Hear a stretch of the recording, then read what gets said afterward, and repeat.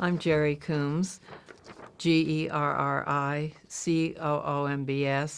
Geraldine is my legal name, Geraldine. All right, thank you, Gerri. I'm so happy that you are sitting down for an interview today. Um, so we have a couple of questions to discuss, and the first question I'd like to ask you is, why did you decide to become a docent? Well, after I retired, I happened to be reading through the newspaper, and I saw a little article that invited people who were interested to apply to be a part of the docent training class. So I discussed it with my husband and twisted his arm a little bit because we wanted to do something together, and so we applied. But at that time, I already had a strong connection to the UMFA because I'd been taking art from the museum into my classroom for 19 years and letting the children have hands-on experiences. So that connected me, and I thought, well, this would be the next step. I also had taken the teacher workshops and gotten acquainted with the museum staff they'd come and gone over 22 years, but I knew Virginia and Annie, and also Virginia came into my classroom and introduced Art in the Box, which I used for several years. So anyway, it was a perfect fit, and I actually got approved, so I was able to go ahead and take the docent training class. Excellent, thank you so much. So when we think about when you reflect on being a docent, what have been your favorite parts of being a docent? Well, the first part is allowing me to be creative. That's my important thing in my life is creativity and being able to create tours and create games for the children to be engaged with. I've had a lot of fun with that. I start with one game, like when we had Art is 100, I made up some game cards that went with our current theme for partners. But then I adjust it from time to time. I'm using it now in a different way, so it gives me a chance to be creative, and I enjoy that.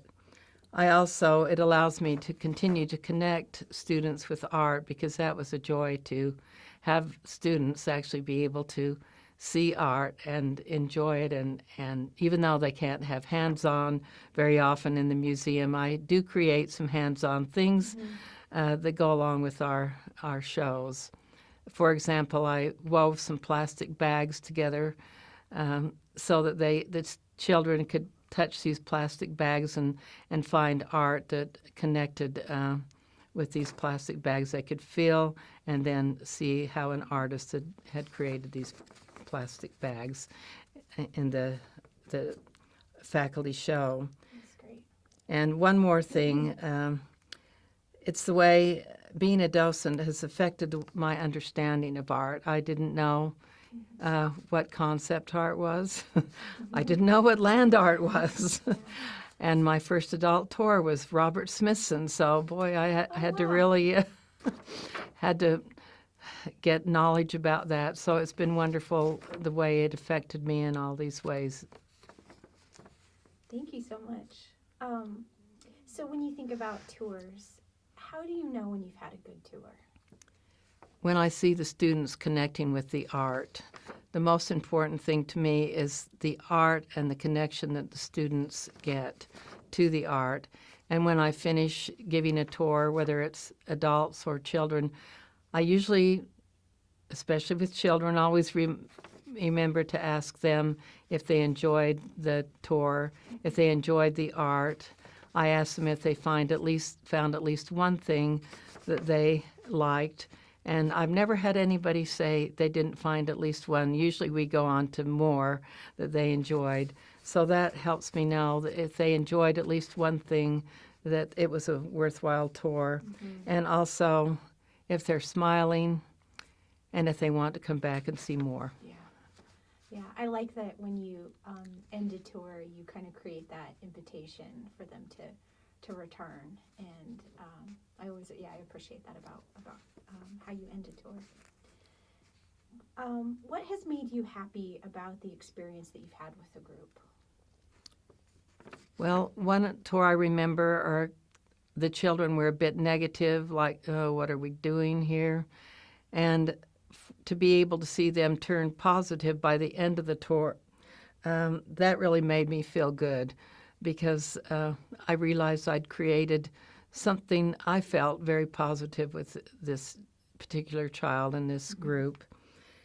And also, I feel like it's these tours, it makes me happy to see the participants gain an understanding of culture, and also an understanding of the different media, the things that we try to teach them while they're at the museum. Yeah. Thank you. Are there any tours or groups or gallery experiences that stand out to you right now? Well, all the partners tours, I actually enjoy all the partners tours. Some that I remember that are opposites, actually.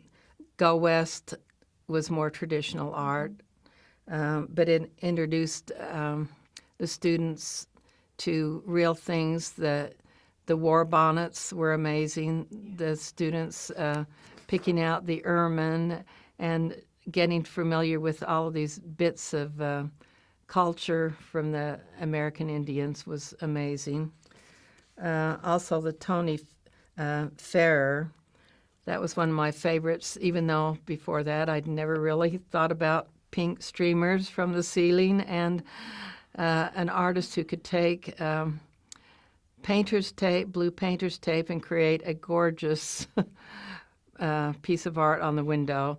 And I enjoyed having the students be able to even lay down on the floor in the Great Hall, look up and view the streamers moving. I had some wonderful tours with that exhibit. Then Conrad Bacher with his books. The children, he made, for those who don't know, he made carved books out of wood and painted them so they looked like real books. He even created the table himself. So when I took students into that gallery, it was the Salt Gallery at the time, they couldn't believe that they weren't actual books. It was just fun to see that he had created art that were amazing to people and something very unusual for me to see. Then back to the more traditional, Alfred Lambourne. I remember a geography class coming specifically to see Alfred Lambourne because of the Great Salt Lake and the geology and geography associated with that. I really enjoyed interacting with college students and connecting those that were more scientific, really did enjoy the art, and it helped them understand what they were studying in a different way. Mm-hmm.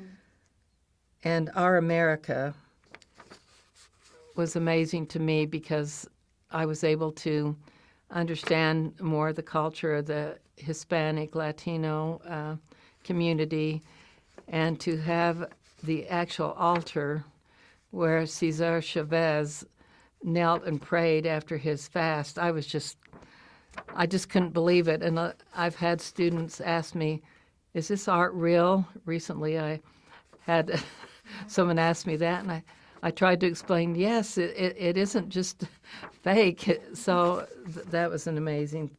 And then a totally different one, Speed. We had a car group from California and different states, men who would, including my sons-in-law sometime, who loved cars and may not ever come to a museum, but to have those amazing antique cars and cars from Steve McQueen. I mean, that was another one of my favorites. And, of course, the more recent one, Obata, was very touching, and the way he had used his watercolor, and it just was totally amazing, his technique, as well as his spirit. Yeah. So I could go on, but those are the ones I picked. It's amazing to hear about. To hear about some of these shows from the past and your experience with different groups around them.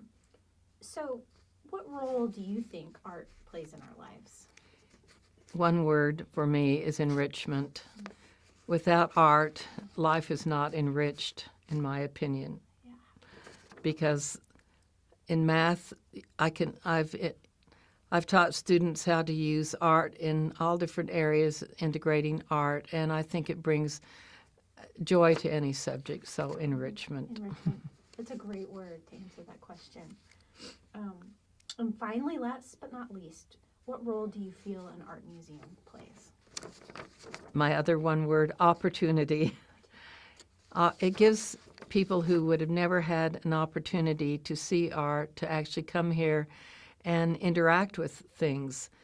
Some of the students might never come back, although I hope they do. But I found that if you can give them the opportunity to see things that they might never be able to see in their lifetime, things that myself that I wouldn't be able to afford to have. I mean, they're beautiful pieces that are worth, well, hundreds of thousands or more. That I like art in the home, but it's something that I couldn't afford. So I can come here and view all these amazing things. Some of the things are over 2,000 years old, things from all cultures. It's an amazing opportunity. To me, it's a mini Louvre, even though I finally got to see parts of the Louvre. Our museum takes people around the world, and all museums have a special job to connect people to the world, but I feel like the UMFA really connects people to the world. Even though our museum collection might be smaller, we have the museum has connected people and has given them the opportunity to see pieces throughout the world that they might never be able to travel and see in person. So That is a great answer. Thank you. Thank you, Gerri. Thank you so much for taking time to chat a little bit about your experience in your career as a docent. I really appreciate it. I enjoy doing it.